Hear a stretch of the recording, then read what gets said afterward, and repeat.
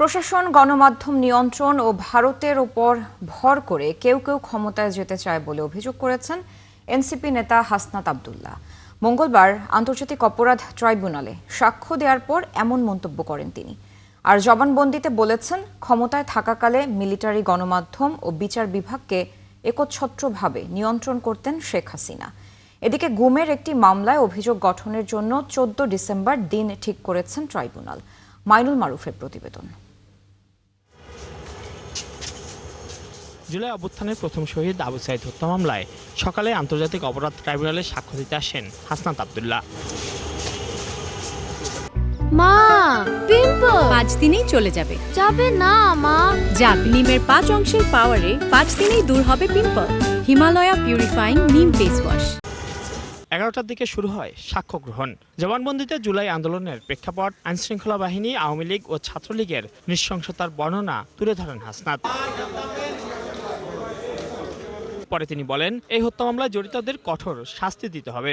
আবু সাইদ থেকে ওয়াসিম এবং সেদিনে সারা বাংলাদেশে 6 জন শিক্ষার্থীকে গুলি করে হত্যা করা হয়।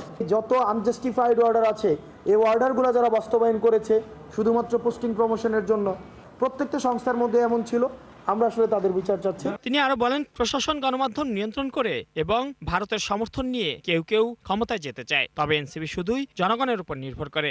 আমরা জনগণকে সাথে নিয়ে, জনগণ যদি আমাদেরকে ম্যান্ডেট দেয়, জনগণকে যদি তারা যদি মনে করে আমরা ক্ষমতায় যাওয়ার উপযোগী, আমরা যাইতে চাই, কোনো মিডিয়াকে নিয়ন্ত্রণ করার মধ্য দিয়ে, ব্যুরোক্রেসিকে নিয়ন্ত্রণ করার মধ্য দিয়ে, মিলিটারিকে নিয়ন্ত্রণ করার মধ্য দিয়ে, পাশের দেশ ভারতের কনসেন্ট নিয়ে আমরা কোনো ক্ষমতায় যেতে চাই না।